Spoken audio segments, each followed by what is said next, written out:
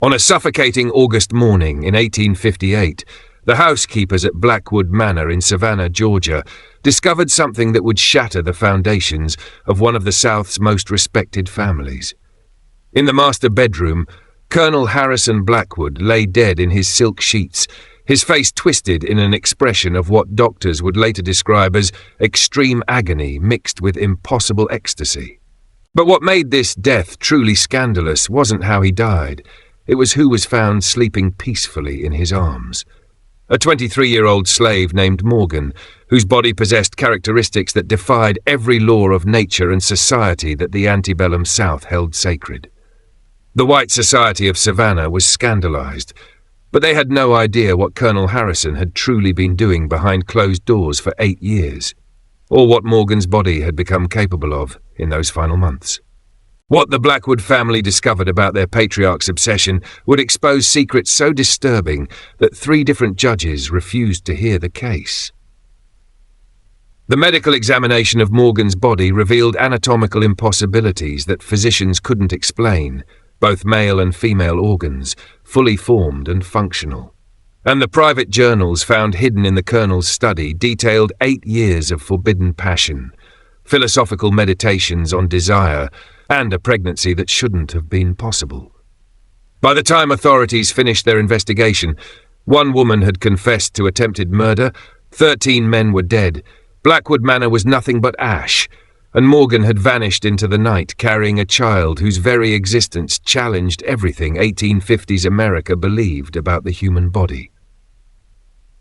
What really happened between that plantation owner and his hermaphrodite slave? What did they do to each other in those private chambers that terrified everyone who learned the truth? And how did this impossible love story lead to one of Georgia's most covered-up scandals? Before we uncover the disturbing truth that Savannah's elite paid fortunes to bury, subscribe, hit that bell, and comment your state below. Now, let me take you back to where it all began. Charleston's slave market in September of 1850 operated with the efficiency of any other commodity exchange, but the air itself seemed thick with sin and suffering. The auction house on Chalmers Street, a 2-story brick building with barred windows that cast prison-like shadows across the cobblestone street, processed hundreds of human beings each month. The stench of unwashed bodies mixed with the sweet perfume of magnolia blossoms drifting in from nearby gardens, creating a nauseating contrast that perfectly captured the hypocrisy of the antebellum South. Inside, the September heat was suffocating, trapped between brick walls and low ceilings, making the air feel solid enough to chew. Wealthy planters from across the South gathered there in their finest clothes, linen suits already dark with sweat stains despite the early hour, to inspect merchandise, evaluate physical capabilities, and make purchases that would increase their agricultural output and social standing. The sound of the auctioneer's voice echoed off the walls, mixing with the rattle of chains and the whispered prayers of people about to be sold.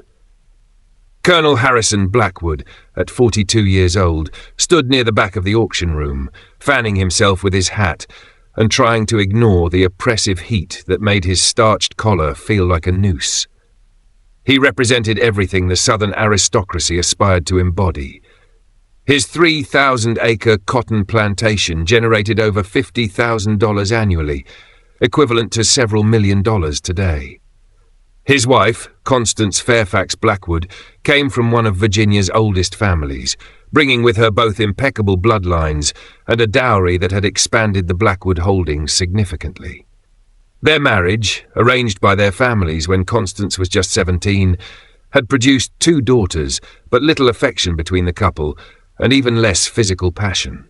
Harrison attended the Charleston auction that September afternoon, searching for field hands to replace workers who had been sold to settle a gambling debt.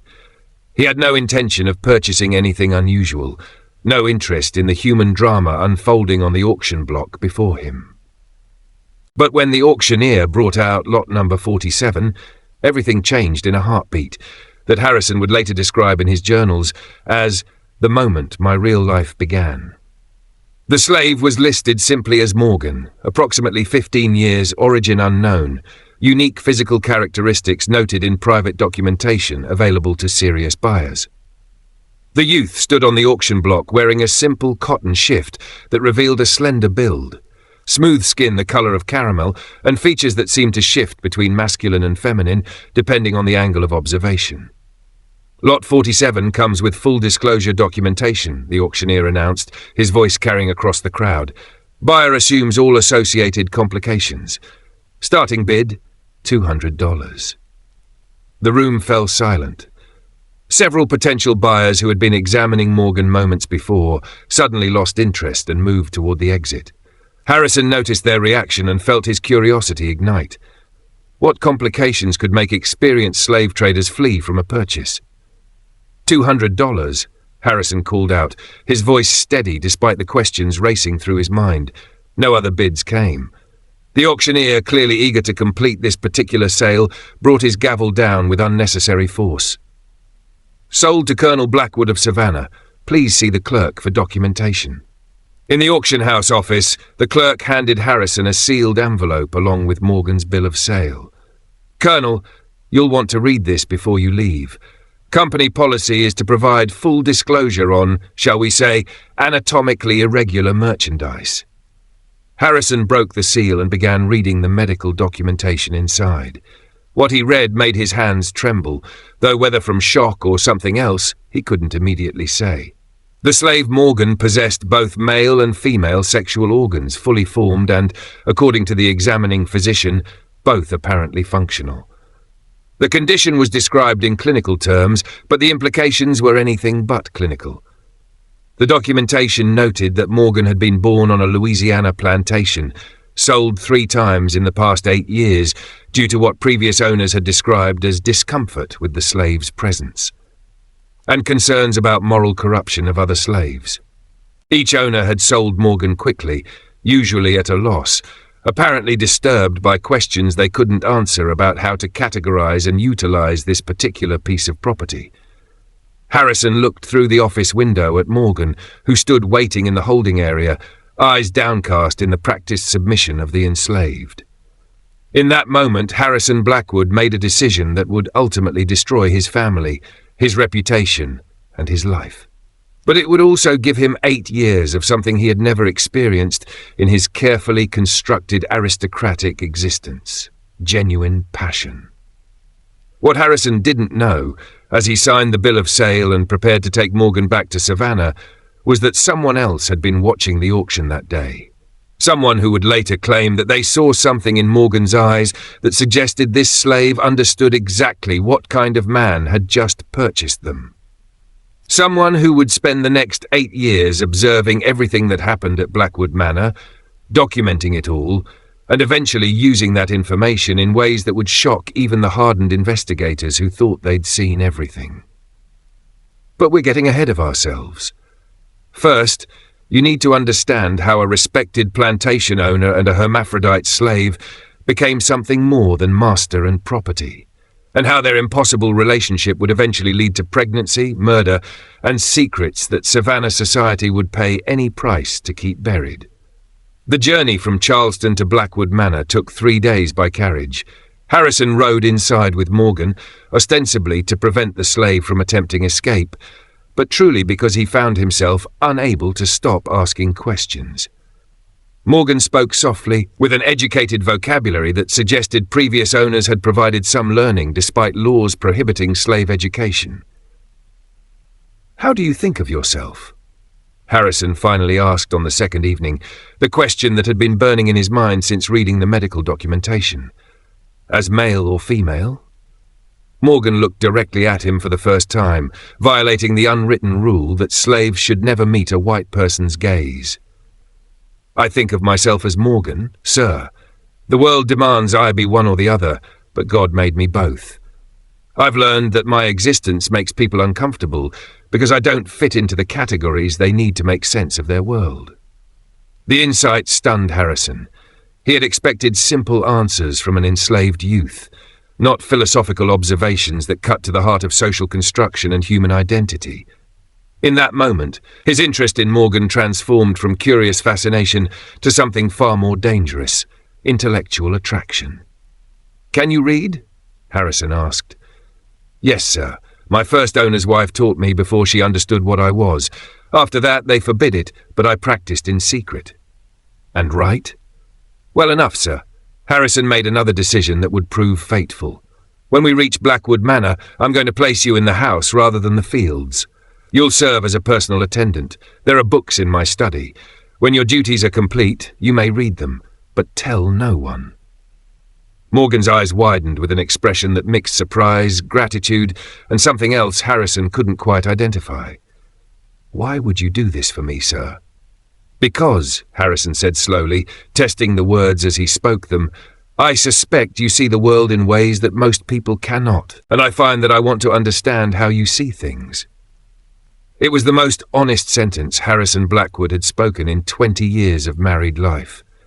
But even as those words left his mouth, even as he saw hope spark in Morgan's eyes for the first time since the auction block, dark forces were already moving into position around them.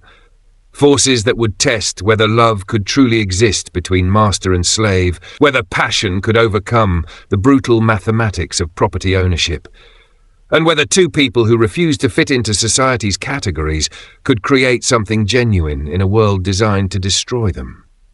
The answer, as we'll discover, was far more complicated and tragic than either of them could have imagined. Blackwood Manor rose from the Georgia landscape like something from a Gothic novel, its white columns gleaming in the brutal afternoon sun like bones bleached by decades of southern heat. 3 stories of Greek Revival architecture, surrounded by ancient oak trees whose Spanish moss hung in the still air like the hair of hanged women, swaying without wind, without reason, as if animated by the ghosts of all the suffering that had occurred on this land. The house sat at the center of over 200 enslaved souls who worked cotton fields that stretched to the horizon in every direction, an empire of white bowls and black backs that generated the wealth that kept the columns painted and the windows gleaming. The humid air clung to everything, making it hard to breathe, hard to think, hard to imagine that life could exist anywhere beyond this oppressive heat and the smell of magnolia blossoms rotting in the sun. Cicadas screamed in the trees with an urgency that suggested they knew something terrible was coming, something that would make even insects fall silent in horror. Constance Blackwood waited on the front portico when Harrison's carriage arrived, her posture rigid with the controlled fury of a wife who had not been consulted about her husband's 3-day absence. At 32 years old, Constance retained the severe beauty of her Virginia upbringing. Pale skin protected from the sun with religious devotion, dark hair pulled back in a style so tight it seemed to stretch her face into a permanent expression of displeasure, and eyes the colour of winter ice that could freeze water in July and had frozen her husband's affection long ago. "You left without notice," she said as Harrison stepped from the carriage, her voice cold and measured, each word precisely enunciated, as if she were giving testimony in court. "I had to explain to the Merriweathers why you missed their daughter's engagement dinner." "Business in Charleston required immediate attention," Harrison replied, using the excuse that had served for countless similar absences over the years of their marriage, an excuse that had become so routine that neither of them bothered to pretend it was true anymore. "What business?" Constance's gaze moved past him to Morgan, who stood waiting beside the carriage, eyes downcast. "And who is this?" "New house slave, personal attendant. I have correspondence and accounts that require better management than Jackson provides." Constance studied Morgan with the practiced eye of a plantation mistress, accustomed to evaluating slave purchases for their potential utility and problems. Something in Morgan's appearance made her pause, her eyes narrowing with a suspicion she couldn't quite articulate. The slave's features seemed to shift in the afternoon light, sometimes appearing almost feminine in their delicacy, sometimes suggesting masculine strength. It was subtle, barely noticeable, but Constance had spent 32 years learning to notice things that other people missed. "This one seems delicate for heavy work," she observed, her voice dripping with disdain. "Might be better suited for the fields where we wouldn't have to look at it every day." "I've assigned duties," Harrison said with unusual firmness. "Morgan will attend me in the study and manage my personal affairs." The emphasis on personal affairs made Constance's jaw tighten, but she had learned over 14 years of marriage when to press her husband and when to retreat. She turned and walked into the house without another word, her silk skirts rustling with barely contained anger that sounded like dry leaves before a storm. But Constance Blackwood was not a woman who forgot perceived slights or abandoned suspicions easily. As she climbed the stairs to her bedroom, she made a mental note to watch this new slave carefully, to observe what made her husband speak with such unusual protectiveness about a piece of property. She didn't know yet what she was looking for, but she would know it when she saw it. And when she did, God help everyone involved. Business in Charleston required immediate attention, Harrison replied, using the excuse that had served for countless similar absences over the years of their marriage. What business? Constance's gaze moved past him to Morgan, who stood waiting beside the carriage, eyes downcast. And who is this? New house slave, personal attendant. I have correspondence and accounts that require better management than Jackson provides. Constance studied Morgan with the practiced eye of a plantation mistress, accustomed to evaluating slave purchases for their potential utility and problems. Something in Morgan's appearance made her pause, her eyes narrowing with suspicion she couldn't quite articulate. This one seems delicate for heavy work, she observed. Might be better suited for the fields. I've assigned duties, Harrison said with unusual firmness. Morgan will attend me in the study and manage my personal affairs. The emphasis on personal affairs made Constance's jaw tighten, but she had learned over 14 years of marriage when to press her husband and when to retreat.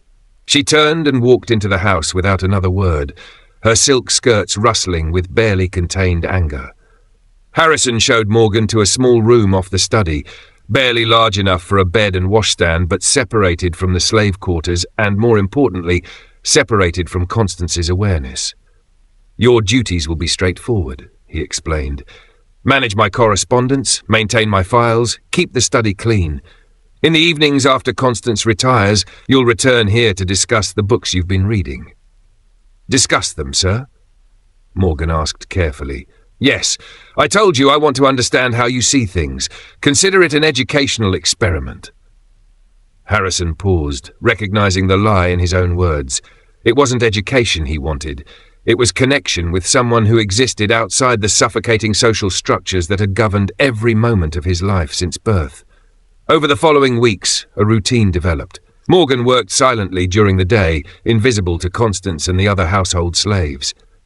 But each evening, after the rest of the manor settled into sleep, Harrison would return to the study where Morgan waited with a book. What did you read tonight? Became Harrison's greeting. Plato's Symposium, Morgan might answer, or Paradise Lost, or the Federalist Papers.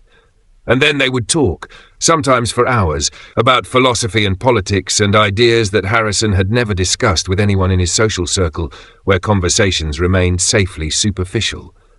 Morgan's perspective, shaped by existing in a body and social position that defied categorization, offered insights that challenged everything Harrison had accepted about the natural order of society. Plato wrote about love between men, Morgan observed one November evening. He described it as the highest form of connection, intellectual and spiritual rather than merely physical. Do you think he was right? Harrison felt his heart racing at the directness of the question. I think, he said slowly, that we're taught to see love in very limited ways. Marriage is a contract, a joining of properties and bloodlines. Physical desire is something shameful that respectable people hide. But what if there are forms of connection that exist outside these categories? Forms of connection like what? Morgan asked, and Harrison heard something in the youth's voice that suggested this wasn't an innocent question. Like what we're doing now, Harrison admitted, talking honestly without the masks we wear for society, seeing each other as complete persons rather than roles we're assigned to play. Morgan set down the book and looked directly at Harrison with an intensity that should have been forbidden between master and slave, but had become habitual in these private evenings. Is that what you see when you look at me? A complete person? Yes, Harrison breathed, and in that single word he crossed a line that neither of them could uncross. The first time Harrison touched Morgan came on a January night in 1851, 4 months after bringing the slave to Blackwood Manor. They had been discussing Sappho's poetry, and Harrison had moved to sit beside Morgan on the study sofa to better see the text. Their shoulders touched, and neither moved away. "Do you know why I really bought you in Charleston?" Harrison asked, his voice rough with suppressed emotion. "I believe I do, sir. Tell me." Morgan turned to face him fully, and Harrison saw in those eyes an understanding that went far beyond the youth's years. "Because you saw in me a mirror of something in yourself, something that doesn't fit the categories society demands, something that makes you feel alone even when surrounded by people." Harrison's hand moved to Morgan's face, fingers tracing the line of the jaw that seemed to shift between feminine softness and masculine strength. "What are you?" he whispered. "What do you want me to be?" The question opened floodgates that Harrison had kept carefully sealed throughout his adult life. His marriage to Constance had been physically functional but emotionally empty, producing children through duty rather than desire. He had never experienced genuine passion, had never even understood what it might feel like, until now. What happened that night in the study violated every law, moral code, and social structure of the antebellum South. Harrison knew that what he was doing constituted rape under any reasonable definition, a master taking what he wanted from enslaved property. But Morgan responded with equal passion, and in the confusion of their coupling, Harrison found himself unable to categorize their interaction as simply male or female, master or slave, forced or consensual. Morgan's body offered everything Harrison had secretly craved without knowing how to name it. Feminine softness and masculine strength, submission and dominance, forbidden pleasures that society insisted couldn't exist. In Morgan's arms, Harrison discovered the truth about himself that he had spent 4 decades hiding. He desired both men and women, or perhaps more accurately, he desired connection that transcended gender entirely. "This cannot happen again," Harrison told Morgan afterward, already knowing the lie in his words. "I know, sir," Morgan replied, and they both understood that it absolutely would happen again. What neither of them knew, as they lay tangled together on the study sofa, was that someone had been listening outside the door, someone who now possessed knowledge that could destroy them both, but who chose to wait, to watch, to document everything before deciding how to use this devastating information. The game had begun, though neither player understood the rules yet. And in 8 years, it would end with bodies, ash, and secrets that would haunt Georgia for generations. For the next 7 years, Harrison and Morgan maintained their secret relationship within the walls of Blackwood Manor, building a world that existed only in stolen moments and whispered conversations. Harrison constructed elaborate justifications for spending hours alone in his study each evening, telling Constance he was managing Plex business correspondence with cotton brokers in New Orleans and banking associates in Charleston. Constance, for her part, seemed content with the arrangement that kept her husband occupied and out of her bedroom, which she had long ago made clear was open to him only for the purpose of attempting to produce a male heir that never came. The routine they established became sacred ritual. Each evening at precisely 9:30, after the household slaves had completed their duties and Constance had retired to her room with a book and a glass of sherry, Harrison would light the oil lamps in his study and wait for the soft knock on the door that announced Morgan's arrival. They would sit together on the leather sofa, sometimes talking for hours, sometimes falling into comfortable silence while they read their respective books, occasionally stealing glances at each other that communicated more than words ever could. But their relationship evolved beyond physical passion into something neither had anticipated: genuine intellectual partnership and deep emotional love. Harrison began teaching Morgan openly, bringing books on medicine, law, philosophy, and science from his frequent trips to Savannah and Charleston.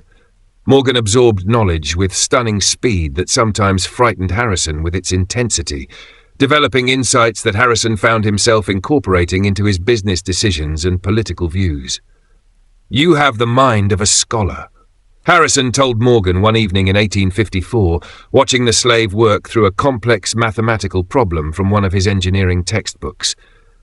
In a just world, you would be at Harvard or Yale, teaching others and contributing to human knowledge in ways that would change society. In a just world, Morgan replied quietly, setting down the pencil with careful precision, I wouldn't be your property. We wouldn't have to hide what we are to each other. And our conversations wouldn't be crimes that could get us both killed. The statement hung between them like smoke, acknowledging the fundamental impossibility of what they were to each other. They might love each other with a depth and authenticity that Harrison had never experienced in his legal marriage, but one owned the other. Harrison could free Morgan with a simple signature on manumission papers, but doing so would require explanations he could never give without destroying his own life, his daughter's futures, and everything he had built. I could send you north, Harrison offered, not for the first time, his voice heavy with the guilt that never left him. To Boston or New York or Philadelphia.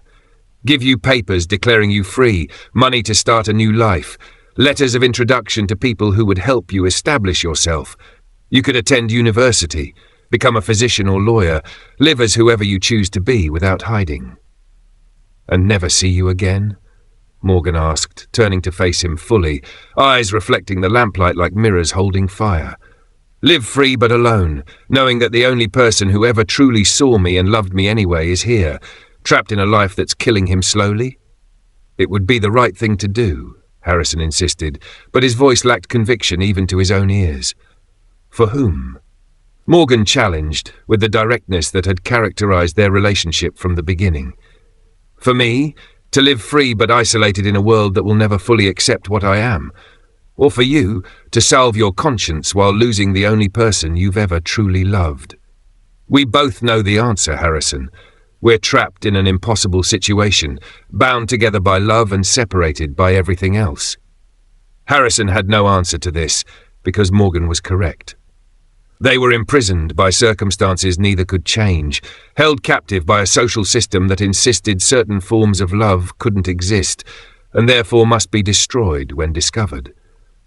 The only choice they had was whether to continue their relationship in secret, knowing it would eventually end in disaster, or to end it voluntarily and live the rest of their lives diminished by the loss.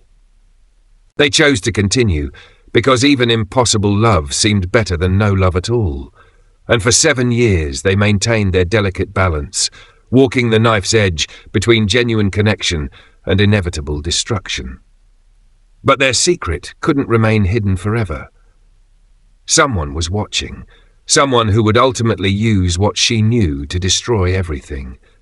But before we reveal who was watching and what they planned to do with their terrible knowledge, you need to understand something critical about how plantation households actually functioned. The white owners believed themselves invisible to their slaves, conducting their affairs and revealing their secrets as if the people who cleaned their rooms and served their meals were furniture rather than human beings with eyes, ears, and memories.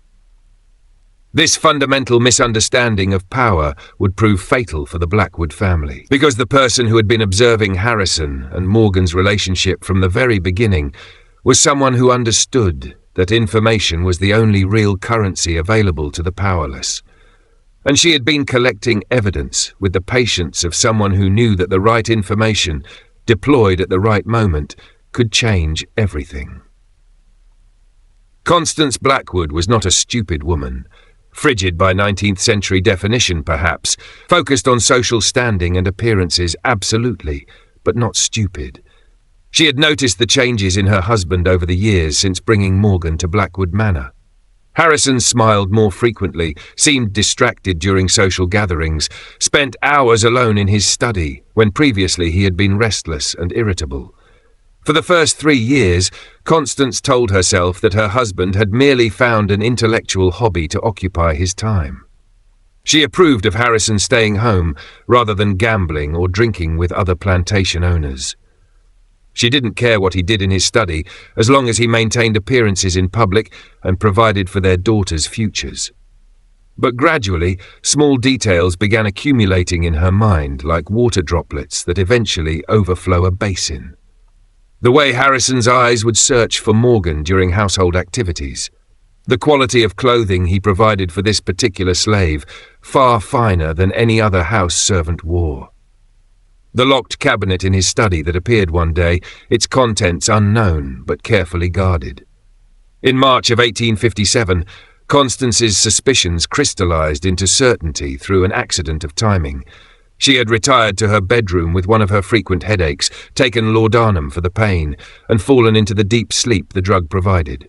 But she woke after midnight, thirsty and disoriented, and walked toward the kitchen for water. As she passed the study, she heard sounds that stopped her cold, soft gasps, whispered words, and the unmistakable rhythm of physical intimacy. She moved closer to the door, which Harrison had left slightly ajar in his distraction, and looked through the narrow opening. What she saw in that moment would haunt her for the rest of her life and plant seeds of rage that would ultimately bloom into murder. Harrison and Morgan lay together on the study sofa, bodies intertwined in ways that Constance's strictly controlled mind could barely process. But what shocked her more than the physical act was the expression on her husband's face. Pure joy, complete abandon, an emotional openness she had never seen in 14 years of marriage. He loved this slave, actually loved Morgan in ways he had never loved her, his legal wife, the mother of his children. Constance backed away from the door silently, her mind racing through implications and consequences. She could expose them publicly, but doing so would destroy the Blackwood family's reputation along with Harrison's. She could have Morgan sold or killed, but Harrison would know who was responsible and the marriage would end in open warfare. No, she needed to be strategic, patient. Wait for the right moment to act in a way that would punish Harrison while preserving her own position and her daughter's futures. But Constance wasn't the only person who had discovered the secret relationship. Someone else had been watching, someone whose motivations were far more complicated than simple jealousy. Margaret Chen had come to Blackwood Manor in 1852 as Constance's personal lady's maid, purchased from a Charleston dealer who specialized in what he called exotic acquisitions for wealthy families seeking household slaves that reflected their cosmopolitan sophistication and worldly taste. Half Chinese and half African American, Margaret's unusual heritage made her valuable to wealthy mistresses who wanted household slaves that served as living proof of their refined sensibilities and access to rare commodities. Her delicate features, almond-shaped eyes, and graceful movements made her the perfect ornament for a plantation mistress who prided herself on possessing things that other women envied. But Margaret's true value lay far beneath the surface appearances that white owners obsessed over. Her intelligence was razor-sharp, capable of understanding complex social dynamics and power structures that most people never noticed. And her ability to become invisible to white people who saw slaves as background furniture rather than human beings who observed everything gave her access to secrets that could destroy families, end careers, or start revolutions. She had learned to read by watching her first mistress's children study their lessons, memorizing letters and words, until she could decode the newspapers and books that white people left lying around, as if literacy was a white-only ability that couldn't be stolen through observation and determination. She had learned to understand complex social dynamics by observing how power flowed through plantation households like water finding its level, pooling in unexpected places, creating currents and eddies that swept people into positions they never anticipated. She watched who spoke to whom, who avoided whose gaze, who held secrets that could be weaponized, and who was vulnerable to manipulation through their desires, fears, or ambitions. And she had learned to recognize love in all its forms by watching how it was denied to people like herself, commodified and controlled, punished when it crossed boundaries that society had drawn arbitrarily but enforced with violence. Margaret had noticed Harrison and Morgan's relationship long before Constance did. She had seen the way they looked at each other, had heard their whispered conversations late at night. When she moved through the house performing duties no one remembered to assign, but everyone expected to be done. She had even discovered the locked cabinet in Harrison's study, and through patient observation had learned its combination. Inside that cabinet she found Harrison's private journals, 8 years of entries documenting his relationship with Morgan in explicit detail. The journals weren't merely physical accounts. They were love letters written to someone who couldn't read them, philosophical meditations on the nature of desire and identity, and confessions of a man who had discovered his true self at age 42 through a relationship that society insisted couldn't exist. Margaret read those journals over several months, replacing them carefully after each session to avoid detection. What she learned from them changed her understanding of Harrison, Morgan, and the possibilities of human connection. These weren't simply master and slave engaging in exploitation. These were two people who had found in each other something genuine and transformative. But Margaret also understood that such relationships were doomed in the world they inhabited. The antebellum South had no space for love that crossed racial boundaries, challenged gender categories, or threatened the fundamental structure of slave society. Harrison and Morgan's relationship was a ticking bomb that would eventually explode, destroying everyone nearby. Margaret decided that when the explosion came, she would try to save at least one person from the wreckage: Morgan. The crisis came in August of 1858, triggered by something that should have been impossible, but somehow was not. Morgan became pregnant. The pregnancy revealed itself gradually through symptoms that Morgan initially tried to hide. But by July, the physical changes became too obvious to conceal. Morgan's female organs, dormant for most of the youth's life, had somehow activated fully. The child growing inside defied every medical understanding of the era. Harrison discovered the truth on an August morning when Morgan fainted while organizing correspondence.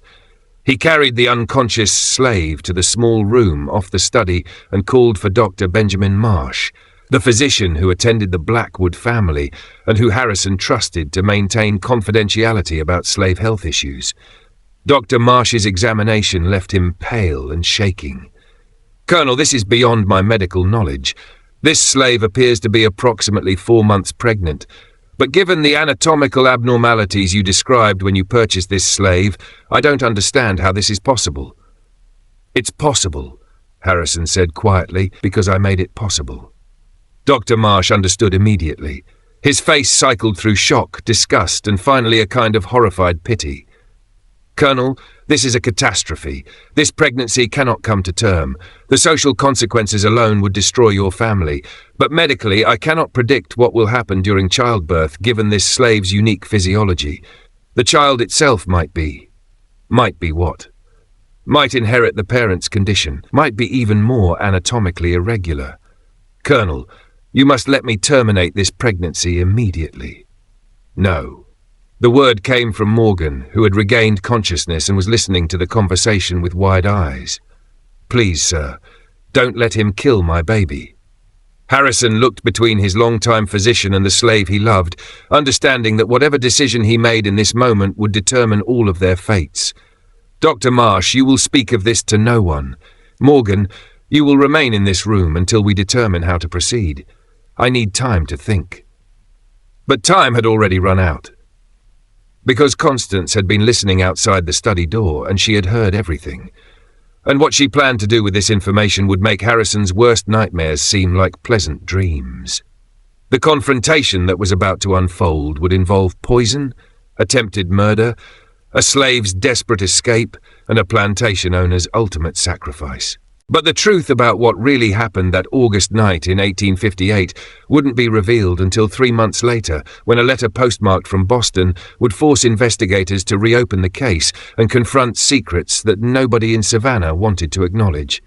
The final game was about to begin, and the cost of playing would be measured in bodies. That evening, as Harrison sat alone in his study trying to formulate any plan that might preserve some fragment of the life he had built, Constance entered without knocking. The door swung open with enough force to make the oil lamps flicker, casting dancing shadows across the walls that made the room feel like it was moving, breathing, waiting for blood to be spilled. She closed the door behind her with a soft click, that sounded louder than a gunshot in the sudden silence. She stood before his desk with an expression of cold fury that made her beautiful in a terrible way, her pale skin almost luminescent in the lamplight, her dark eyes reflecting flames that seemed to burn from somewhere deep inside her soul. The air in the room felt charged, electric, like the moment before lightning strikes. Harrison could smell his wife's perfume mixed with something else, something bitter and chemical that he couldn't identify. Later, he would realize it was poison, that she had come to this confrontation already prepared to kill. 14 years, she said quietly, her voice so controlled that it was more frightening than screaming would have been. Each word dropped into the silence like stones into still water, creating ripples that would spread outward forever. 14 years I have been your wife. I gave you 2 daughters. I managed your household, hosted your political allies, represented your family with dignity and grace, and all this time you were in love with a slave. Harrison said nothing. There was nothing to say that could justify or explain. Not just any slave, Constance continued, a slave whose body is as confused as your desires, a slave who is now carrying your child. Do you understand what you've done? Do you comprehend the magnitude of your betrayal? I never meant to hurt you, Harrison said, knowing how inadequate the words were. You didn't think of me at all, Constance replied. That's what hurts most. Not that you found love elsewhere, but that you found it with someone who represents everything our society says cannot exist. You've made a mockery of our marriage, our family, and the entire social order we depend upon. What do you want from me? Constance moved closer to the desk, her voice dropping to a whisper that somehow carried more menace than shouting. I want you to suffer as I have suffered. I want you to understand what it feels like to love something you can never truly have, and I want Morgan to disappear. No. You don't have a choice, Constance said. Morgan and the child both represent existential threats to this family. I could expose you publicly, but that would hurt our daughter's marriage prospects. So instead, I will handle this privately. Morgan will be sold tomorrow to a dealer who specializes in difficult slaves. The dealer will take Morgan south to the sugar plantations in Louisiana, where life expectancy is measured in months. Your child will die before it's born, worked to death inside Morgan's body, and you will live with the knowledge that your selfish desires killed the only person you ever loved. Harrison stood so abruptly that his chair fell backward. If you do this, I will divorce you. I will confess everything publicly. I will destroy myself if necessary to stop you. Then do it, Constance challenged. Destroy your reputation, your business relationships, your daughter's futures. Prove that your perversion matters more than your family. See what happens when you admit to Savannah society that you've been sodomizing a hermaphrodite slave for 8 years. They stared at each other across the desk, and Harrison understood that Constance held every card.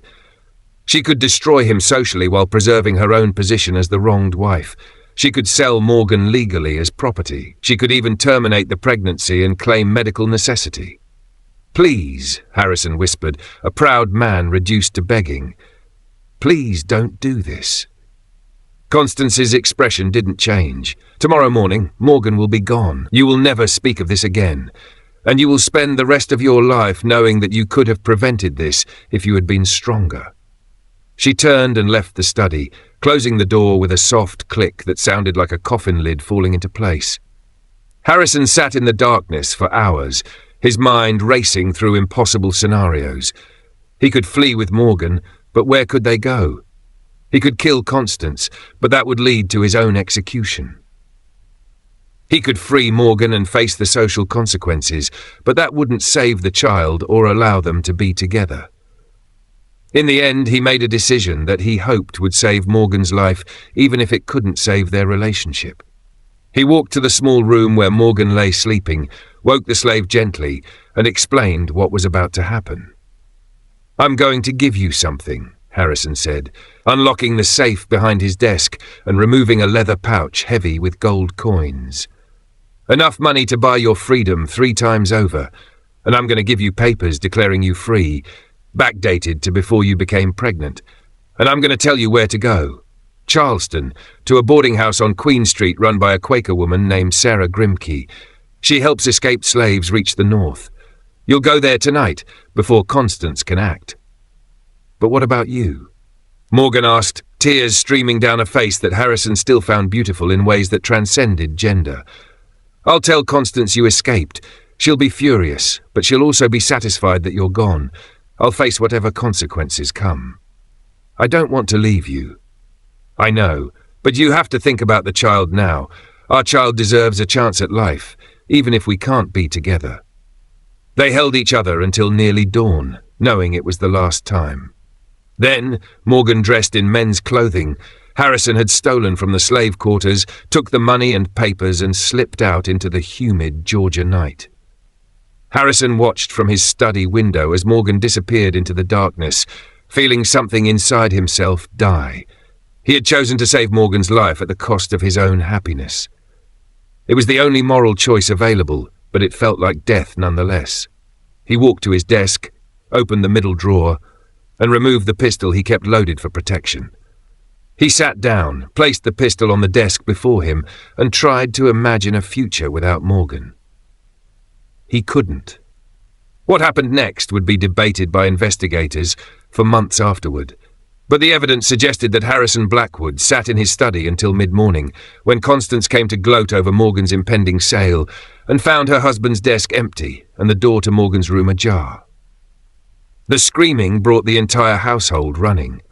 They found Harrison on the bed in Morgan's small room, dressed in Morgan's clothing, surrounded by 8 years' worth of private journals that documented every moment of their relationship. He had apparently swallowed a massive dose of laudanum mixed with arsenic, creating the combination that produced the expression of extreme agony mixed with impossible ecstasy that doctors would note in their reports. But Harrison hadn't died immediately. Before losing consciousness, he had used his own blood to write a final message on the wall above the bed. "I die loving Morgan. My only sin was not doing so openly." The Blackwood family's first instinct was to hide everything.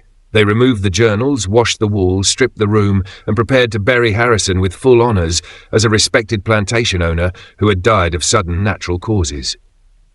Dr. Marsh agreed to sign death certificates attributing Harrison's death to heart failure. But Constance, in her rage and pain, made a fatal mistake. She told her closest friend, Eleanor Merriweather, the true story over tea 3 days after Harrison's death. Eleanor, horrified and fascinated in equal measure, told her sister. Within 2 weeks, rumours were spreading through Savannah society like kudzu vines. The police, pressured by gossip and political enemies of the Blackwood family, opened an investigation. They interviewed household slaves who confirmed that Harrison had been unnaturally close to Morgan. They found chemical residue in Harrison's study, proving he had mixed the laudanum and arsenic himself. They tracked down Dr. Marsh, who eventually admitted what he knew about Morgan's pregnancy under threat of losing his medical license. And they discovered something that changed the entire investigation. Margaret Chen had stolen Harrison's journals before the family could destroy them. She had hidden them in the slave quarters and anonymously told the police where to find them. The journals became public record during the coroner's inquest. Their contents shocked even hardened legal professionals. Harrison had documented not just his sexual relationship with Morgan, but his philosophical and emotional journey toward understanding himself and his desires.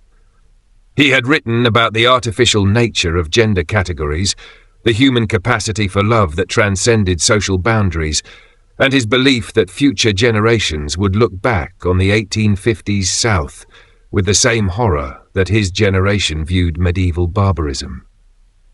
"They will call us monsters," Harrison had written in his final entry, dated the night before his death. "But the true monstrosity is a society that makes it impossible for people to love honestly. I pray that Morgan and our child survive to see a world where they can exist without shame. If this journal is ever found, let it stand as testimony that love existed here, forbidden but real." The public scandal destroyed the Blackwood family's reputation. Constance and her daughters left Savannah within a month, moving to her family's estate in Virginia and never speaking publicly about Harrison again. Blackwood Manor was sold to settle debts, its slaves auctioned and scattered across the South. But then came the letter. 3 months after Harrison's death, when investigators thought the case was finally buried along with the colonel's body, a manila envelope arrived at the police station, postmarked from Boston.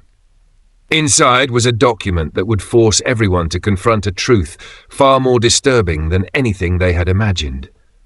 What Morgan revealed in that letter would prove that Harrison Blackwood hadn't committed suicide at all, that Constance Blackwood's rage had driven her to attempted murder, that Margaret Chen had saved Morgan's life at the cost of nearly taking Constance's, and that Harrison's final act had been not cowardice, but the ultimate expression of love and sacrifice.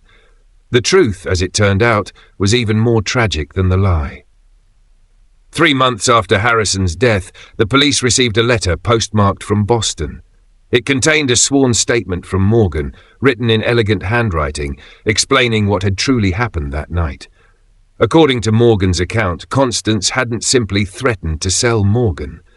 She had entered the small room where Morgan slept, accompanied by Margaret Chen, and had attempted to poison Morgan's evening meal.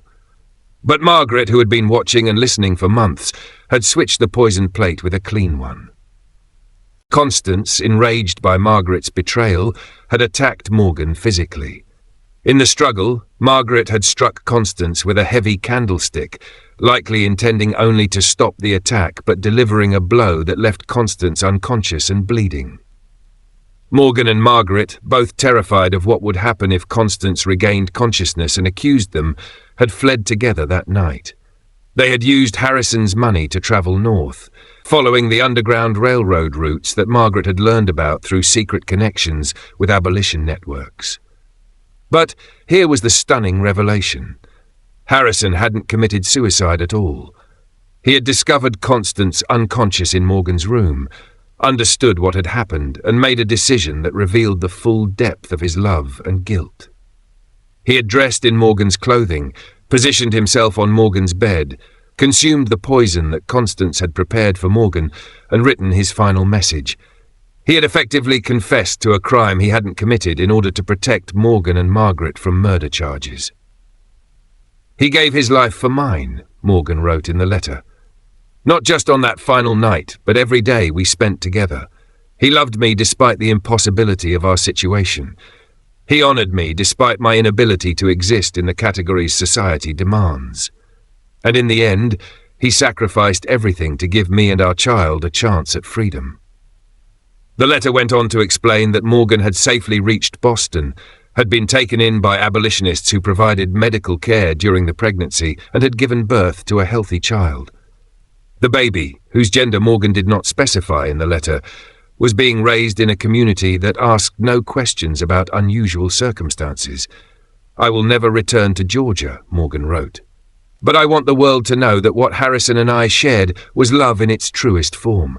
We were not monsters engaging in perverse acts. We were two people who found connection in a world that insisted such connection couldn't exist." His journals prove this. Let them stand as testimony. The police showed Constance this letter and asked if she wanted to press charges against Morgan and Margaret for assault and attempted murder.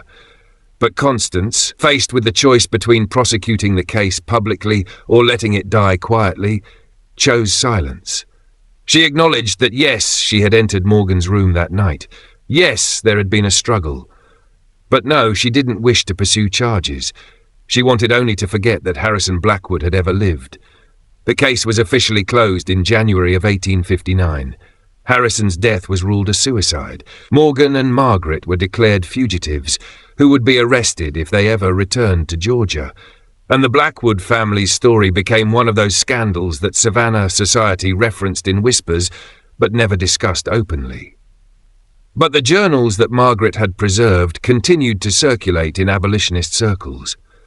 Frederick Douglass referenced them in a speech in 1860, using Harrison's writings as evidence that the slave system corrupted every human relationship it touched. Harriet Beecher Stowe reportedly read them and incorporated some of Harrison's insights into her later writings on slavery and sexuality. And in Boston, a woman who claimed to be Morgan published a memoir in 1885, 30 years after the scandal, titled Neither Nor, A Life Beyond Categories. The book detailed growing up as a hermaphrodite in slave society, the years at Blackwood Manor, and the escape to freedom. It was banned in most southern states but became required reading in certain progressive circles in the North. The memoir's final chapter addressed Harrison directly. "You asked me once what I was. I told you that I was whatever you wanted me to be. But the truth, which I understood only after reaching freedom, is that I was always exactly what I appeared to be, a human being deserving of love and dignity. You saw that truth before I did. You loved me before I learned to love myself, and you died defending my right to exist. That is a love worth remembering, regardless of how society judged it." Morgan died in 1902 at the age of 67, having lived openly in Boston as a person of ambiguous gender for over 40 years. The child, whose identity Morgan never publicly revealed, continued living in Boston as a prominent physician who specialized in treating patients whose bodies didn't conform to typical anatomical categories. Constance Blackwood died in Virginia in 1890, having never remarried and having maintained until her death that her husband had betrayed her unforgivably. But among her possessions, her daughters found a single item that suggested a more complicated truth. One of Harrison's journals, the one from 1851 that documented the early months of his relationship with Morgan. Constance had kept it hidden for over 30 years, reading it repeatedly based on the wear patterns on its pages. Whatever she thought about her husband's choices, she had been unable to completely let go of him. The legacy of Harrison Blackwood and Morgan's impossible love story continued long after their deaths, rippling through American history in ways that most people never realized. The journals that Margaret had preserved continued to circulate in abolitionist circles throughout the 1860s. Frederick Douglass referenced them in a speech in 1860, using Harrison's writings as evidence that the slave system corrupted every human relationship it touched, turning love into property transactions and passion into crimes against nature. Harriet Beecher Stowe reportedly read them and incorporated some of Harrison's philosophical insights into her later writings on slavery, sexuality, and the artificial categories that society used to control human desire. And in Boston, the woman who claimed to be Morgan published a memoir in 1885, 30 years after the scandal, titled Neither Nor, A Life Beyond Categories. The book detailed growing up as a hermaphrodite in slave society, the years at Blackwood Manor where forbidden love bloomed in secret chambers, and the dramatic escape to freedom that had cost one man his life but saved two others. It was banned in most southern states, but became required reading in certain progressive circles in the North, whispered about in universities and discussed in private gatherings, where people dared to question whether society's rigid categories of gender, race, and sexuality might be more fluid than anyone wanted to admit. The memoir's final chapter addressed Harrison directly, speaking to him across the grave. "You asked me once what I was. I told you that I was whatever you wanted me to be. But the truth, which I understood only after reaching freedom, is that I was always exactly what I appeared to be, a human being deserving of love and dignity. You saw that truth before I did. You loved me before I learned to love myself. And you died defending my right to exist. That is a love worth remembering, regardless of how society judged it." Morgan died in 1902 at the age of 67, having lived openly in Boston as a person of ambiguous gender for over 40 years, refusing to conform to expectations that insisted on calling them either man or woman.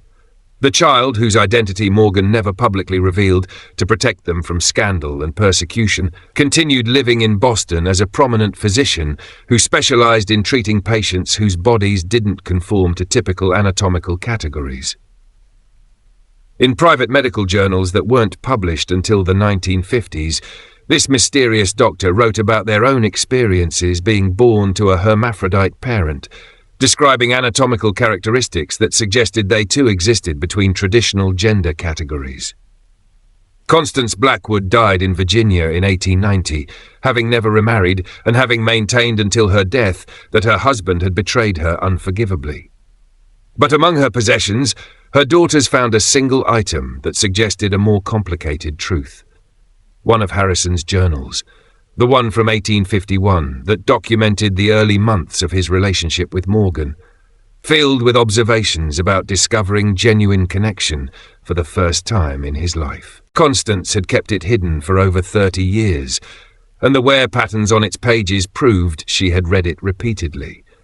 The margins contained her own annotations, bitter comments at first, but gradually evolving into something that looked almost like understanding, or perhaps just the recognition that she had lost a battle against forces more powerful than social convention could contain. Whatever she thought about her husband's choices, whatever rage and pain she carried to her grave, she had been unable to completely let go of him. The journal was buried with her, according to her final wishes, taking whatever private thoughts she'd had about Harrison and Morgan into the earth forever. This mystery shows us how rigid social categories and moral systems can trap people in impossible situations, leading to tragedies that might have been avoided in a more flexible society. Harrison, Blackwood, and Morgan loved each other in ways that challenged every assumption of their era about race, gender, sexuality, and power. That love destroyed them, but it also revealed truths that their society desperately needed to confront, about the arbitrary nature of the categories we use to define what's natural, what's moral, and what's human. Harrison discovered that desire doesn't fit neatly into boxes labeled male or female, that love can exist across boundaries that society insists are uncrossable, and that the most authentic version of ourselves often lives in the spaces between the categories we're forced to occupy. Morgan proved that bodies which refuse to conform to expectations don't need to be corrected or hidden, but honored for showing us that human diversity extends far beyond what we've been taught to recognize. Their story isn't just about forbidden love or scandal. It's about the violence that societies commit when they demand that people conform to categories that don't fit, when they criminalize connections that challenge the established order, and when they destroy rather than celebrate the natural variations in human sexuality, gender, and desire. What do you think of this story? Do you believe Harrison's suicide was truly an act of love, or was he running from consequences he couldn't face? Do you think Constance was a villain, or was she a victim of a society that gave women no power except through their husbands?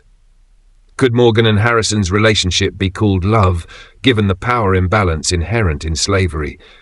Or was it always tainted by the impossibility of consent between master and slave?